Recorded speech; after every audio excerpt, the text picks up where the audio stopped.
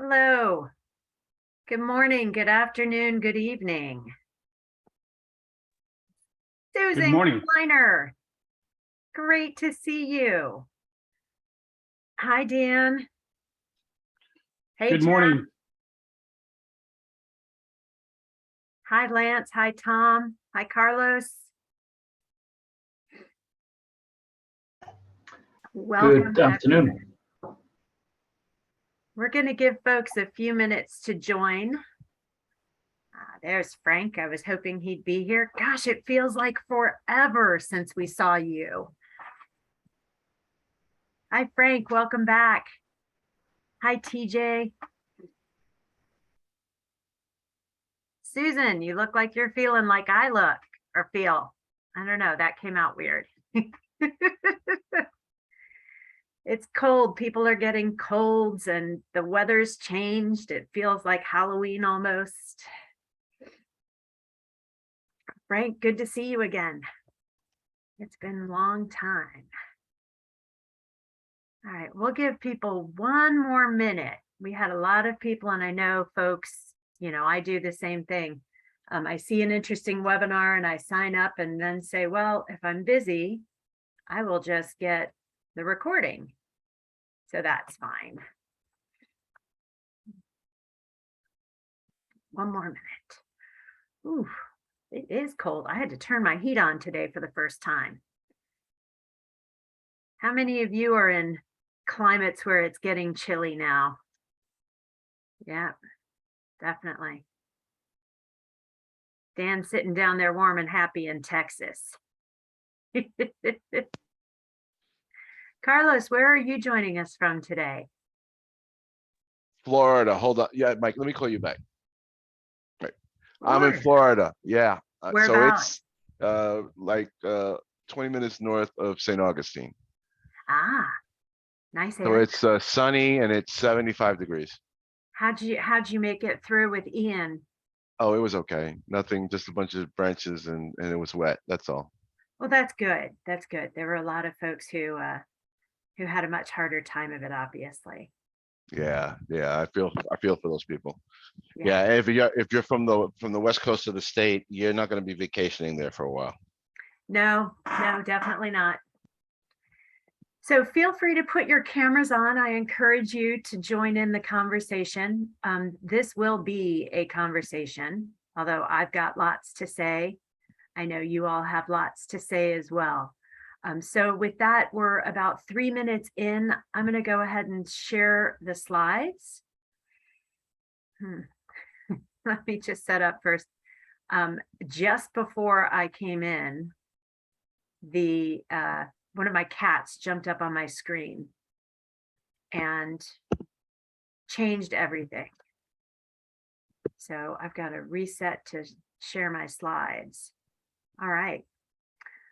So good morning, good afternoon, good evening to those of you who are in completely different time zones or parts of the world.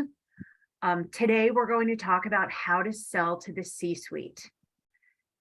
Just a few reminders, especially for those of you who are joining us for the first time. We are recording this webinar. We'll send out links to the recording, the presentation, and some additional resources. Generally, we'll get it out by tomorrow. If I get everything uploaded today, then I might send it later on, but definitely expect it by tomorrow. The presentation is timed to be 30 minutes, although I packed this one a little bit full, so it might go a little longer, and then we'll leave some time for Q&A at the end. But if you have a question, if you feel it's really urgent, just go ahead and put it in the chat. Our producer, Kathy Thomas, will step in if there's something that seems really time sensitive. And feel free to just take yourselves off mute. Interrupt me if I pause to take a breath, if you have something that you want to comment on or have a question right then that's important. Please, I encourage you, turn your camera on if you're game. It's great to see everybody's faces, although I'm generally not looking at the whole group of us because hopefully we're going to have too many for just one screen of Zoom. And then throughout, we're going to be using the features of Zoom. Specifically, we're going to use polls and chats today. So most of all, have fun, ask your questions, share your point of view, and make this a really lively, interactive conversation. For those of you who haven't been here before, Trusted Advisor Associates, I'm not stumping our books. I just want to point out that we do have this 3-book series, and we've been working with people like you for over 20 years, helping think about how to build deeper trust relationships. So this happens to be the foundation of our work. If you have a different point of view, or you have another favorite author that you want to bring into the conversation, please share that, share your insights. We'll all gain from the conversation. And then before we launch into the content, a little bit about me. I'm the CEO of Trusted Advisor Associates. I come from a consulting background. So I've been in the position of trying to get relationships with C-level executives, as well as when I was a director at CSC, I've been on the other side of the table with people just like us coming in and trying to get my attention. So I really have both sides of the picture here. Feel free to call on my own experience. I'm more than happy to share when I can. I do have an education, both undergraduate and a graduate degree. I'm located here in Virginia. I've been here since before I got my MBA down at UVA. And I just love the Mid-Atlantic. Let me see, something I can tell you that's a little bit more personal. I don't know if I've shared this on this with these groups before. When I was in college in St. Louis, I made money during my college years as a dance instructor at an Arthur Murray dance studio. So any of the analogies that you hear when we talk about how partnering is like dancing and building trust relationships, boy, I know that firsthand too. Okay, so let's just launch right into this. And I want to start with a poll to get a sense from you of what you find most challenging when trying to engage with the C-suite. I know this is a long list. In a minute, I'm going to ask Kathy to put up a poll. But before we bring it up, what are some of the things that you face when you're trying to engage? Maybe you feel really comfortable operating at the lower levels, but getting that access, just overcoming that barrier to get to the C-suite is tough. Or you struggle when you do get access to distinguish yourself from all of the other people who are in there working with the C-suite, the CXOs. You might be feeling internal pressure from your organization or even just from yourself to be operating at a higher level than what you usually are interacting with day to day. Possibly you're just not sure how to connect with someone when maybe your subject matter expertise isn't quite the area that they're focused on, or you're not sure how to connect when they have so much more experience than you do. Finally, a lot of you are probably wishing that you had some really concrete do's and don'ts. So Kathy, go ahead and put up the poll. You can choose as many of these as you want to. If you choose other, just do us a favor and type in the chat, open your chat box and type in the chat what other challenges you relate to. I'll give you about 30 seconds. I always wish I had music here. I could hum what's the Jeopardy thing? Do, do, do, do. Well, now you all know just that I can't carry a tune. But you can dance. So but I can dance. I used to be able to. That's something. Kevin, are you a dancer? No. No? It's easy. Anybody can learn. Oh man.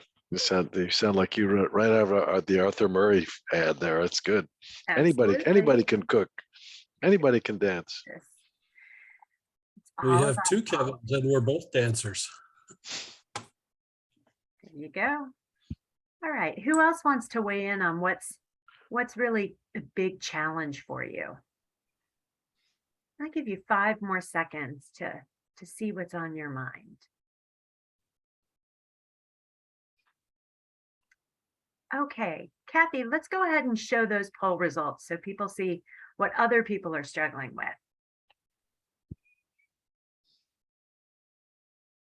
All right. So as you can see, by far the majority came in with trouble gaining access to the C-suite, right? And that can be so tough, especially when we're dealing with the relationship that we have at our own level And not wanting to be seen as going around. Maybe you've got a stakeholder who is a little bit leery about opening that door to the C-suite for you. Beyond that, it's struggling to distinguish yourself, and how do you connect when your subject matter doesn't necessarily align. So those are kind of the top three: trouble gaining access, struggling to distinguish yourself, and connecting when your subject matter doesn't align. The good news is, whatever your challenge is personally, you've definitely come to the right place. Today, we're going to talk a little bit about what's different about CXOs, why approaching them can't be done the same way as you work with your day-to-day clients. We'll talk about how to mentally prepare yourself to engage. It's all about the mindset. And once you understand the mindset, the best practices to really connect are going to come a lot easier. And then finally, you'll be having an opportunity to put trust in action by really putting these best practices into practice for yourself. In fact, let's start with that. I want to invite you to bring to mind a C-suite executive with whom you want to build a relationship. Be specific, not just a CXO at XYZ company, but a specific person. When you have that person in mind, open up the chat and type their first name, just the first name.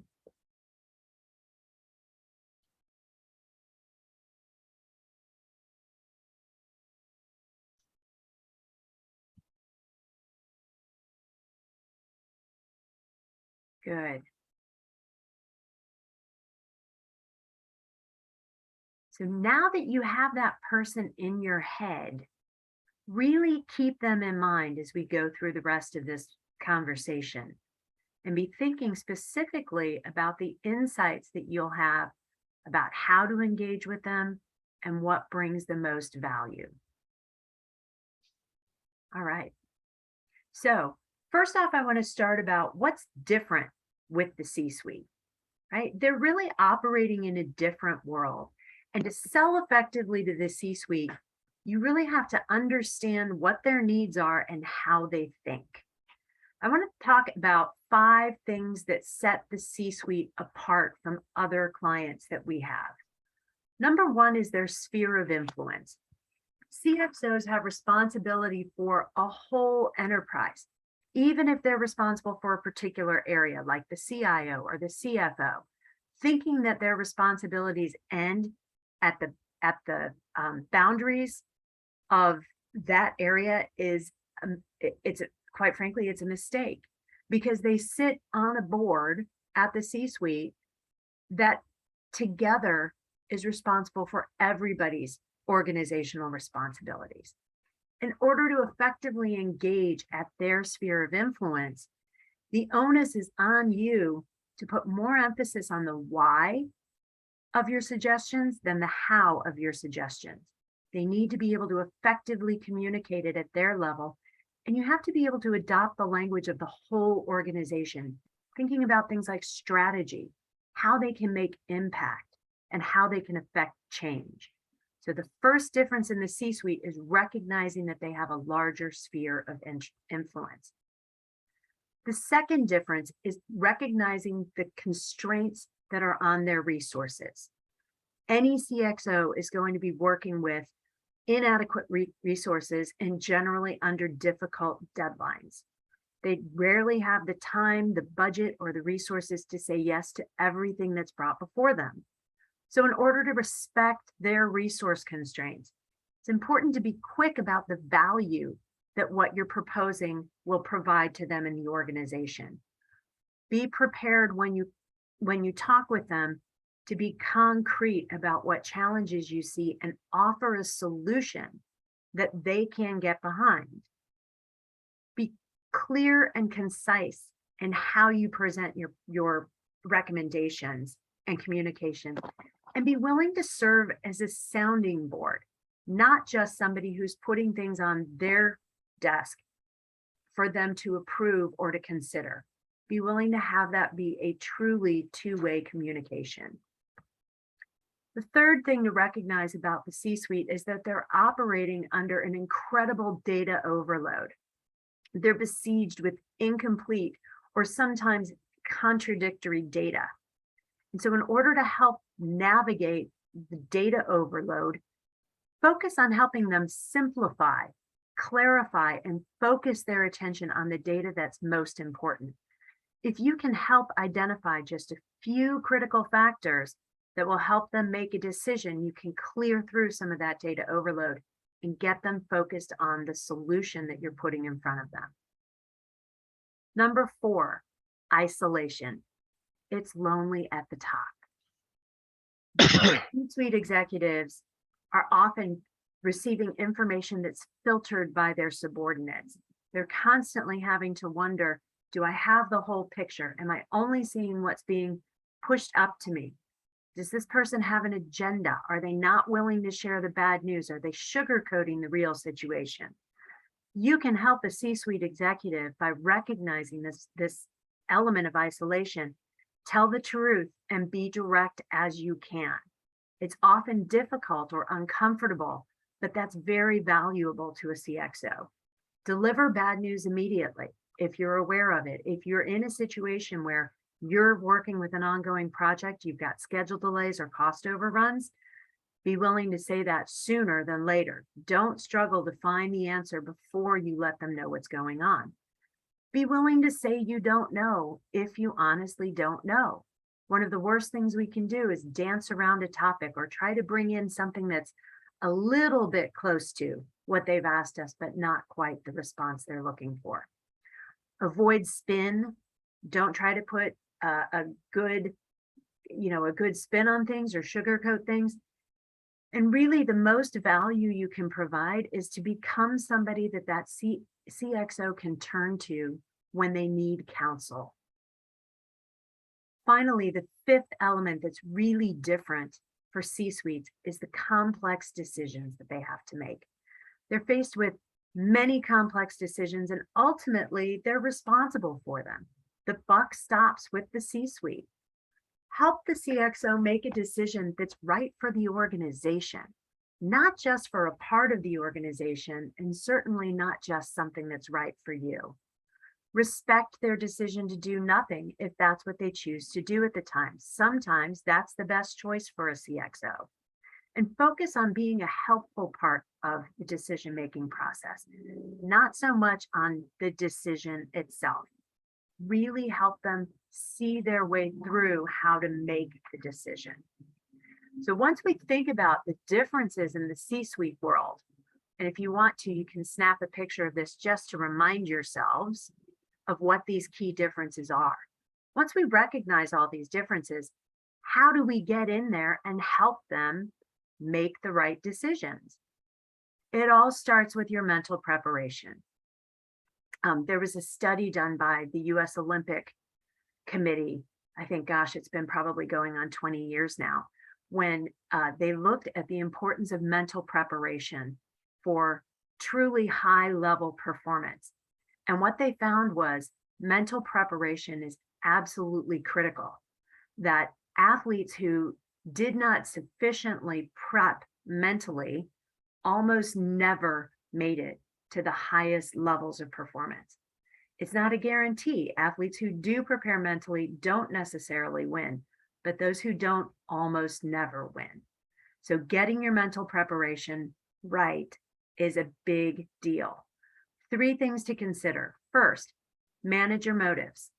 Think about when not to sell to the C-suite, as well as when to sell to the C-suite. Secondly, manage your role. Are you presenting yourself as a salesperson, or are you really being a sounding board for the CXO? And third, manage your emotions. Keep your own personal reactions in check and keep focus on the C-suite executive. I want to do another poll here. What do you think are the good reasons to build a C-suite relationship? Is it to show them what your capabilities are, or maybe show them that you're better than the competition? Right? Are you thinking about securing a champion that can help you expand your work? Or maybe you're trying to get to the C-suite because the lower levels aren't listening to your recommendations. Could be that you've identified that they're the real decision makers And so the fastest path is getting to that CXO. Maybe it's all of the above, maybe it's none of the above. Kathy, go ahead and put up the second poll and let's see what you guys think are good reasons to get to the C-suite. Again, I'm going to give you 30 seconds to respond to this, so don't overthink it.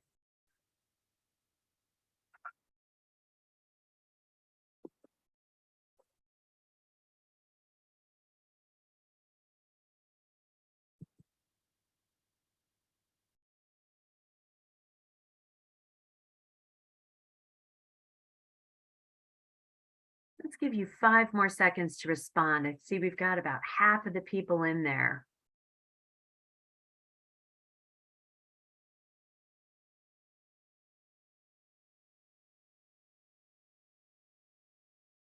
Yeah, and Frank just pointed out another potential reason to engage at the C-suite, and that's because sometimes the problems can't be solved at a level below them. That's a really good point, Frank. All right, let's go ahead and close out this poll. Kathy, if you'll show the results. So again, most of you are coming in because they're the real decision makers, or you see them as a way to expand the work that you're doing there, right? Those are the two most popular, although all of them had some people select, showing the capabilities, the lower levels aren't listening, demonstrating how we perform relative to our competition. And I want to just encourage you to think about this. When you think about your motives, think about the trust equation.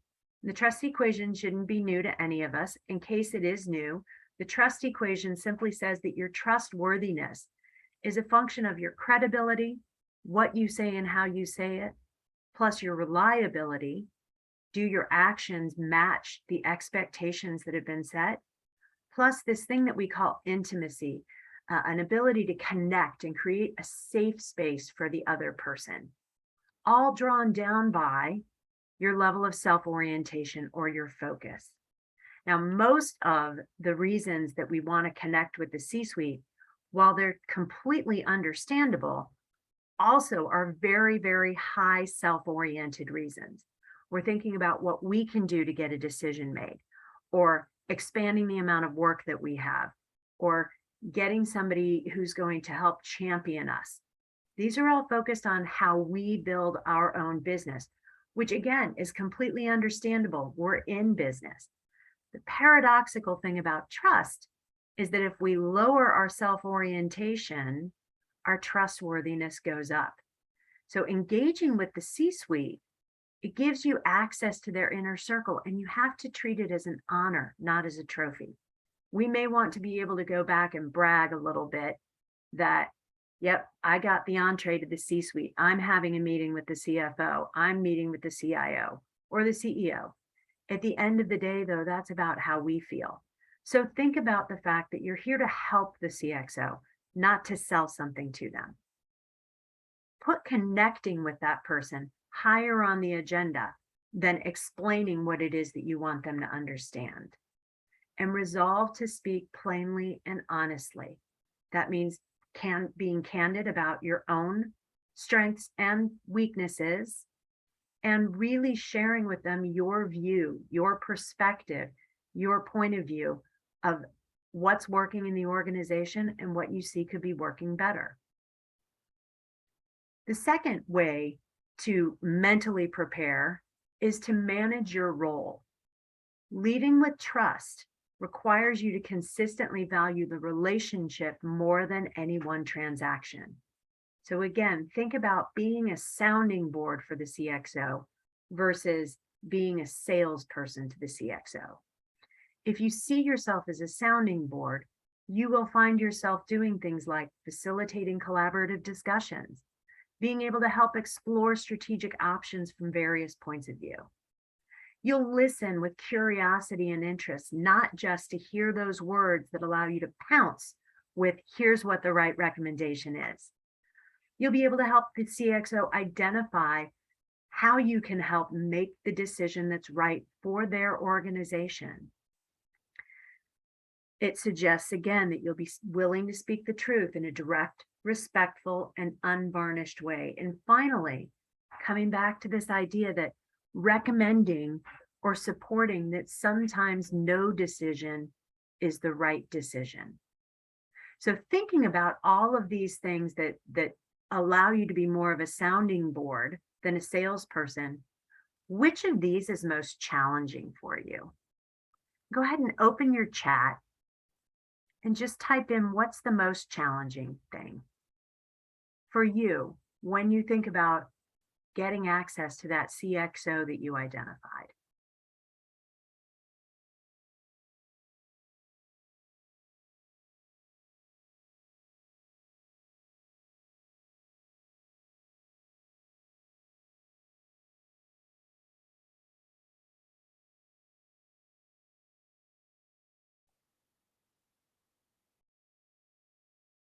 Yeah, Frank, that's a good point. All of these can be challenges once you have access. So Carlos, I'm going to invite you to share a little bit more about how accepting no decision being the right decision is a challenge for you. I think that's more of a function of a flaw in my personality more than anything else. So I'm a very, forward thinking, driving, lead from the front kind of person, right? Mm-hmm. And so that's not the right, that's my tendency. And I know that that's my strength, but that also is my weakness, right? Yeah. And so when you see something wrong, right, and you see something that could be solved, right, I will gravitate to that. Now I have to catch myself and understand that the CXO has a suite of other problems in the portfolio that has a priority over this one problem that I'm championing to solve, right? Or I'm working with them to solve, right? And so from that perspective, that it's just a character flaw from my perspective. Yeah, I get it. I just have a hard time accepting it, but I get it. Yep, I hear you, Carlos. And that's, it's such a wonderful example of the challenges that trusted advisors face all the time. Really seeing an opportunity to help and desperately wanting to help that person. And it's like, if I could just get this one thing fixed, your life would be better, right? It's so easy because it's so clear. Right. And yet the CXO is sitting there probably with about 30 of those that they have to choose from. It is tough. Frank, you commented a couple of times that these aren't helping you get access in the first place. Are you okay if we talk through that a little bit? Sure. Yeah. So go ahead, share your point of view on this. Well, if you have talked to somebody, this is, once you've gotten in the door, this is how you should talk to them. Of course, there are people who kill messengers, but assuming that they are emotionally intelligent enough to accept truth as a value to them, this is the right way to treat people. This is the right way to treat everybody all the time, everywhere, anyway. But the larger the organization, the more barriers around the C-suite, the more they have to protect their time. Mm-hmm. The harder it is to get through to make that initial connection to establish trust. Mm-hmm. So this is stage 2. The stage 1 is make that initial connection, to make that first relationship and demonstrate that you are a trustworthy person. Yeah. That's, So and what I'm hearing kind of implicit in what you're saying is, okay, this is all great once the door's open, but how do I get the door open? Is that fair? The reason that we, because you and I have talked a lot on these webinars, the heavy focus on mindset here really comes into play, because when we get the mindset right, if we start looking at ourselves more as a sounding board than a salesperson, that does actually help us get entree, because now when we think about how to engage that C-suite executive, we're not thinking about the engagement as, hey, let me come share something that I think you're going to be interested in. And here's why. And I'm going to share, I told you I'd share my experiences from both sides of the desk. When I was director of client development at CSC, global role, oversaw all of our account management processes and our top, I'd say about the top 200 accounts commercially, as well as some oversight in our federal business where I came up from. I would have really good consultants from top firms come into my office probably once a week. We're talking Deloitte, Accenture, BCG. Well, McKinsey probably never came to talk to us, but really top tier companies. And they would come in and they would sit down and say, I want to get on your, I want to get on your calendar. Usually I was getting a request from somebody else in the organization that said, hey, will you meet with so-and-so? Sure, I'll do it. They'd show up and they'd bring out a presentation that had my name all over it. So they customized it for me. It generally had something to do with client development, but it rarely addressed a specific issue that I had. And so they would come in and they'd want to talk about themselves and what they can do and all the problems that they see in my organization. And at the same time, I was sitting there thinking to myself, this is really a waste of time because these people can't help me. They've got lots of great ideas, but I've got all this other stuff going on. And for the most part, none of them ever even took a breath to ask me what was important to me. So the reason the mindset will help you get in to see the CXO is if we flip our mindset to away from what do I have to offer to what is it that they're struggling with. And then we come in with a perspective, a point of view, an insight from the market. I've noticed in other organizations like yours, the CFO is often challenged with XYZ. I'm curious if you're finding this a problem, and if you are, I'd love to discuss it with you. That positions you as a sounding board, it's something that's relevant to them. They're more likely to open the door for you if they get that you get where they're coming from. You can even acknowledge, I know you have many, many things on your plate. This is one small area, but kind of to Carlos's point, this is one small area where I think a conversation could help you solve your problems. And so the mindset of being a sounding board versus being a salesperson opens us up to being in a more receptive mode that then is more engaging to the other person because they have an opportunity to really talk to someone. They don't feel isolated. You can help them get through the data overload that they're experiencing. You've recognized that they have a larger sphere of influence than maybe just the area that you're looking at, right? All of those 5 things that are different for the C-suite, you're acknowledging to them and they will feel like you get them and be more willing to meet with you. And it's one of the things that really distinguishes us from others because others are generally going in with the mindset of, I've got a really cool widget maker. And if you just buy my widget maker, your life's going to be different. What do you think about that, Frank? I agree with all of it, but that first meeting, the one where they don't, where they dump on you as opposed to ask you the questions, how did they get that meeting?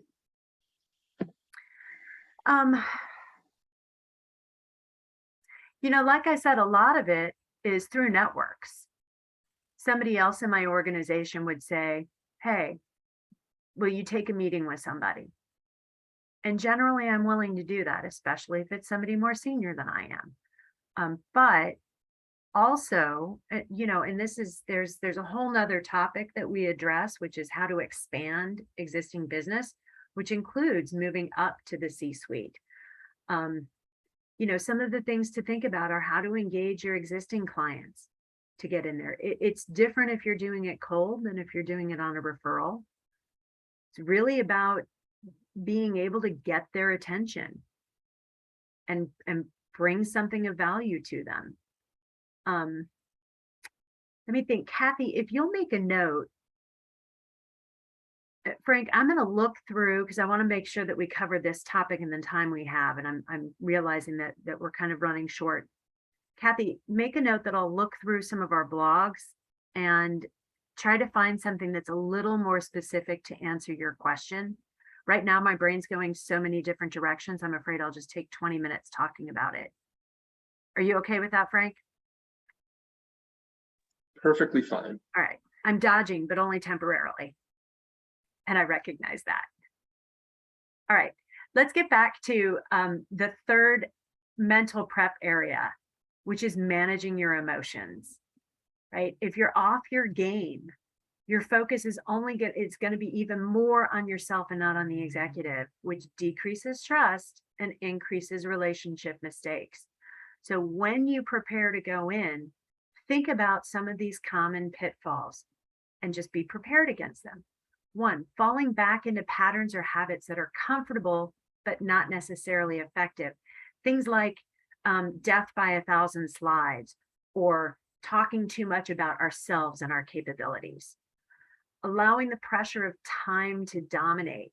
I only have 30 minutes. And then all of a sudden I feel this pressure to get everything out on the table in the first few minutes without pausing and creating the space for somebody else to speak, for the CXO to come back in. Overpromising out of anxiety or eagerness, and therefore maybe selling something that we can't quite deliver, or failing to make an emotional connection. Keeping things just at the rational level, talking about your capabilities and your solutions because you're worried about getting your own story out there or whether or not you can close the sale, quite frankly. If these are the common pitfalls that we always need to be diligent not to let creep up on us. They're all very common high self-orientation things. So here's the bottom line, the tactics, 9 best practices for successful C-suite meetings. 1, be a partner with them. Recognize that when you're in there, you're having a dialogue among equals, regardless of the level of experience they have. You are equally experienced and good at your job as they are at theirs. And so treat the conversation that way. 2, if you bring any slides, keep it to 5, not 50. 3, master the 30-second answer. And what I mean by this is if they ask you a question, answer it as directly as you can at a high level, quickly. Don't offer up the details. If they want more information, they'll ask a follow-on question. You can even say to them, wow, that could be a really long answer. Let me try to summarize it in 30 seconds, and then we'll see what's worth exploring. Speak plainly and honestly. Don't use a ton of jargon. Don't fall into, I know what I used to do was consultant speak. Everything had to be synergistic and what's the bottom line, right? That kind of language doesn't necessarily impress the C-suite. Do your thinking out loud. This is really important if you're going to be focused on what they're saying and not just thinking about what you have to say next. Be willing to pause and say, that's interesting. I haven't considered it. Is it okay if I think out loud for a moment? Prepare and then adapt. I'm not suggesting that you go into any meeting with the CXO without a clear agenda. Just be willing to jettison that agenda if what the CXO is worried about is different from what you're there to talk about. Number 7, make connecting a priority. We do an exercise all the time with our in-person sessions around how to make a sale. It's called the travel agent. And at the end of the day, we always ask people, what's the most important outcome for the meeting? Like, what is your minimum acceptable outcome? And what is your ideal outcome? Most of the time we get that wrong. We think that the minimum acceptable outcome is getting the sale, and the ideal outcome is having a long-term relationship. What does it do to your thinking if you consider that having the relationship, connecting, is the minimum acceptable outcome, and that getting the sale would be ideal? Right? Now you can really focus in on connecting with them. Listening with empathy. Think about all the things that differentiate the CXO from the people that you're working with day to day. and have that in your mind. Really try to understand what it's like to be them and see the world through their lens. That will help you as you decide how to go forward in the conversation. And then finally, watch the CXO's watch, not yours. Be conscious of their time, their availability, what's most important for them. Now, again, if you want to screenshot this just to capture all 9, I will send the slides out, but feel free to take a snap of this and then open up the chat. And I want you to commit to action. Think about that CXO that you want to engage with. You want to build a deeper relationship. Which of these are you going to put into action next? Let's do 30 seconds and see what you think.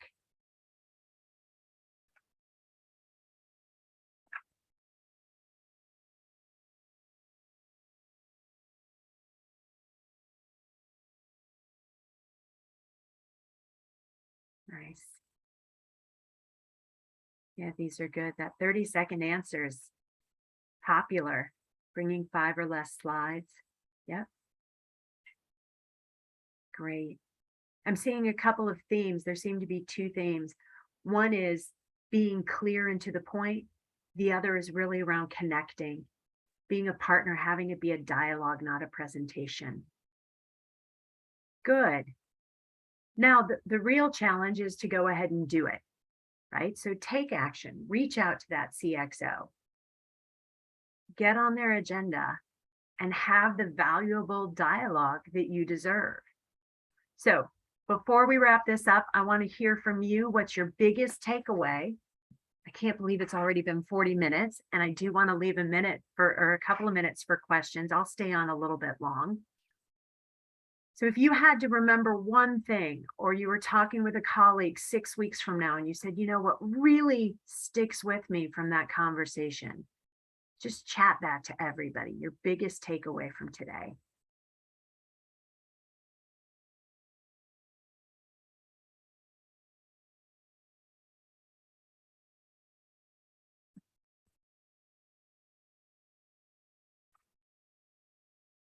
Nice.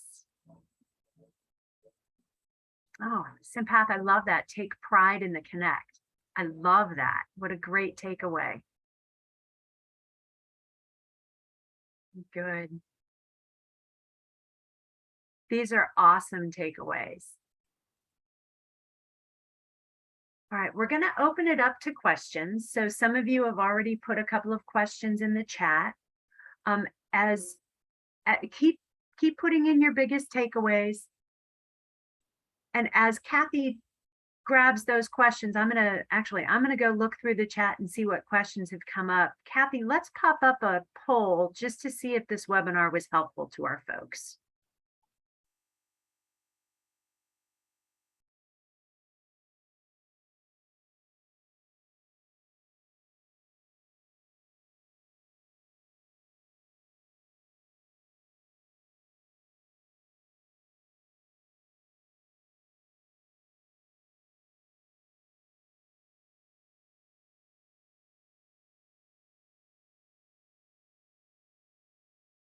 All right, let's take 5 more seconds. Just let us know how valuable this was.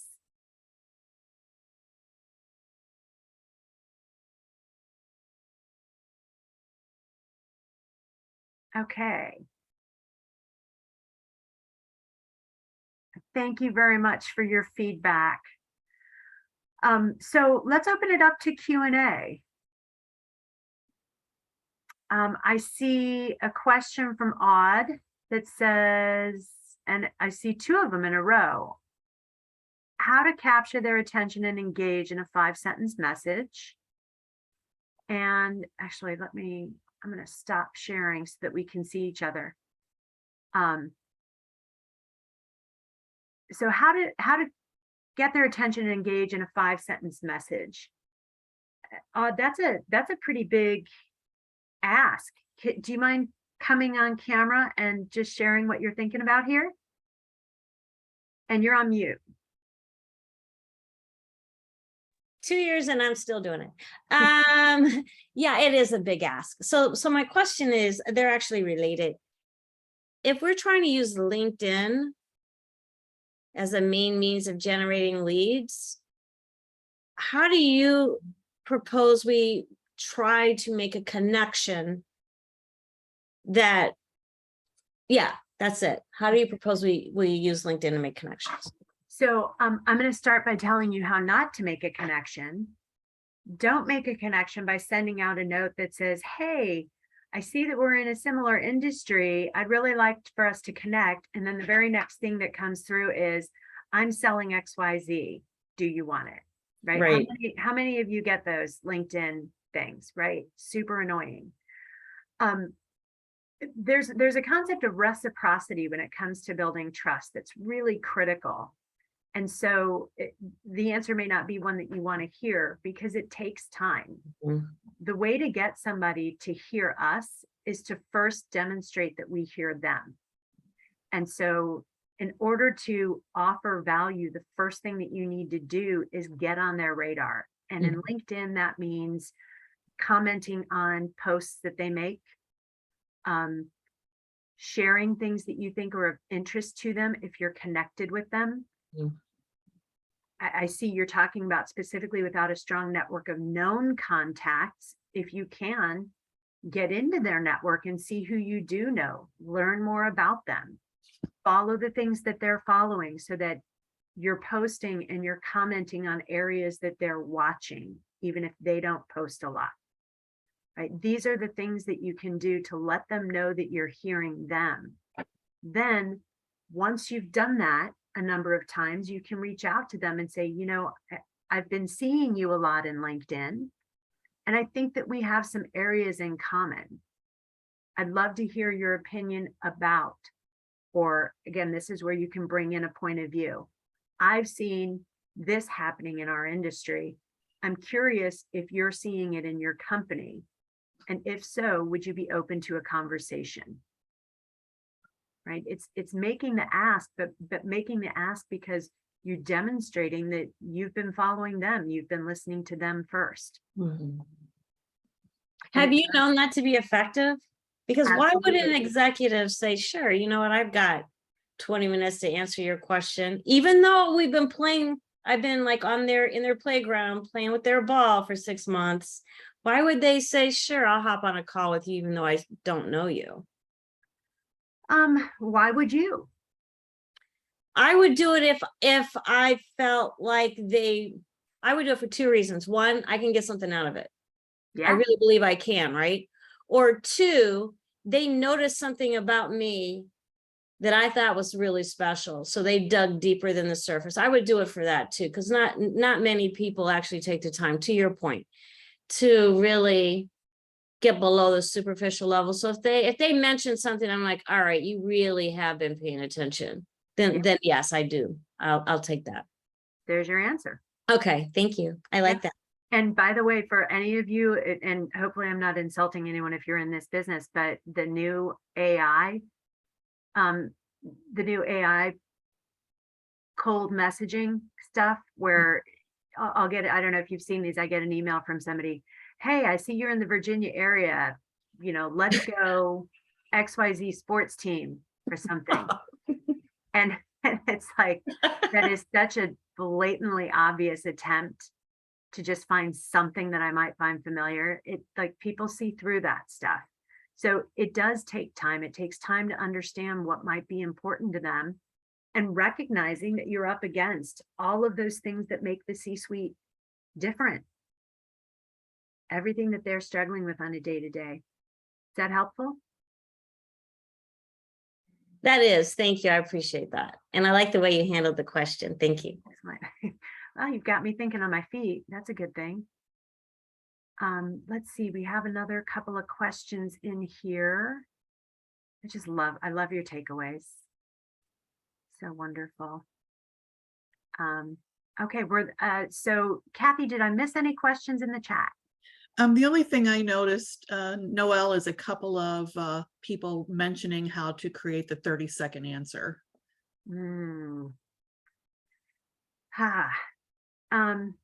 How do you create a 30-second answer? I think one is feel free to name it and claim it and Kathy, make a note that I'll send out a blog on name it and claim it. Name it and claim it is a way of using a caveat to let the other person know that you're going to say something that's difficult. One thing might be, like I said earlier, boy, that could be a really long answer.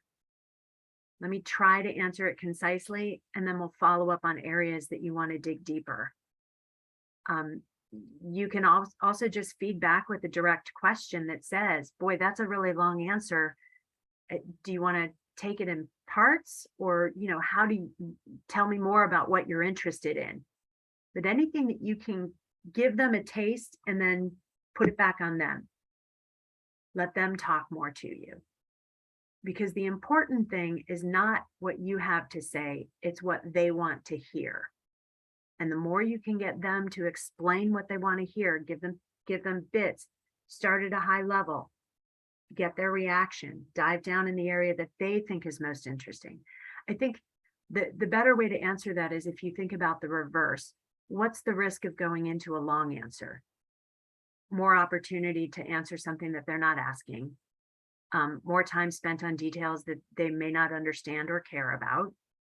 And we run the risk, like I'm suddenly getting the feeling that I'm doing right now, of just falling in love with our own voice, trying to show that we know a lot about a subject. So I'd start by summarizing or starting high level and then engaging them to figure out where to dive deeper. All right, we are now officially 5 minutes over time. Thank you for staying. Are there other questions or insights that you want to share?